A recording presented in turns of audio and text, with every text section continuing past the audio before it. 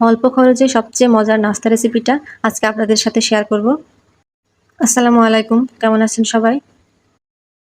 রেসিপিটা করার জন্য এখানে আমি আমার প্রয়োজন মতো আটা নিয়ে নিয়েছি, আর তার সাথে দিয়ে দিলাম স্বাদ মতো লবণ, সামান্য কালো জিরা আর সামান্য সয়াবিন তেল। এখন ভালোভাবে সবকিছু মিশিয়ে নেব। চায়ের সাথে বিকেলের নাস্তা হিসেবে এই রেসিপিটা একদম পারফেক্ট রেসিপি। এখন আমি কুসুম গরম পানি দিয়ে আটাটা মাখিয়ে নিচ্ছি। আটাটা মাখানো শেষে 5 মিনিটের জন্য রেস্টে রেখে দিলাম। এখানে আমি ছোট সাইজের 3টা সিদ্ধ আলু নিয়েছি।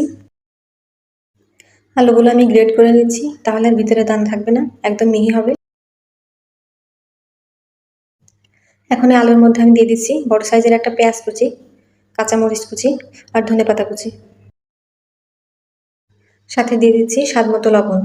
এখন সবকিছু ভালোভাবে মাখিয়ে নিতে হবে। এখানে ধনেপাতা দেওয়ার কারণে কিন্তু রেসিপিটার স্বাদ অনেকটাই বাড়বে, এজন্য রেসিপিটাতে ধনেপাতা দেওয়ার চেষ্টা করবেন। আলু মাখানো হয়ে গেলে এখন আমি রুটি বেলে নেব।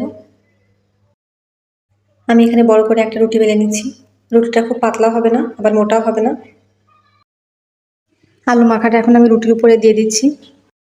পুরো রুটির উপরে আস্তে আস্তে করে আলু মাখাটা সারিয়ে দিতে হবে। এখন এর উপরে একটা সিদ্ধ ডিম দিয়ে দিচ্ছি গ্রেট করে। ডিমটা এখানে অপশনাল, আপনারা চাইলে ডিমটা বাদ দিয়ে দিতে পারেন। ডিম দেওয়ার কারণে স্বাদটা আরও বাড়বে, তাই আমি এখানে ডিম দিয়েছি। এখন এই রুটিটা আস্তে আস্তে রোল করে নেব। খুব বেশি চাপ দিয়ে করা যাবে না, আলতো হাতে খুবই আস্তে আস্তে করতে হবে কাজটা। রোল করা হয়ে গেলে রুটিটা এখন ছুরি দিয়ে আমি কেটে নেব। এইভাবে পিস পিস করে সবগুলো কেটে নেব। কাটতে গেলে রুটিটা একটু চ্যাপ্টা হয়ে যায়, এজন্য আমি আবার হাত দিয়ে উল্টো পাশটা চেপে ঠিক করে নিলাম। এভাবে করে নিতে হবে। এখানে আমি পানি আর সামান্য পরিমাণ আটা নিয়েছি, দিয়ে দিলাম স্বাদ মতো লবণ আর একটু শুকনো মরিচের গুঁড়ো। এগুলো এখন ভালোভাবে মিশিয়ে নেব।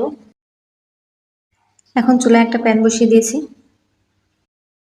এখন কেটে রাখা রোল এই মিশ্রণের মধ্যে একটু মিশিয়ে নিয়ে ভাজতে দেব। এক এক করে সবগুলো আমি এভাবে ভাজার জন্য দিয়ে দিলাম। চুলার আঁচটা অল্প দিয়ে কিছুক্ষণ ভেজে নেব। এক পাশ লালচে হয়ে উঠেছে, উল্টে অন্য পাশ দিয়ে দিলাম। অল্প সময়ে তৈরি নাস্তাটা খেতে কিন্তু অনেক মজা হয়, ছোট বড় সবারই অনেক পছন্দের।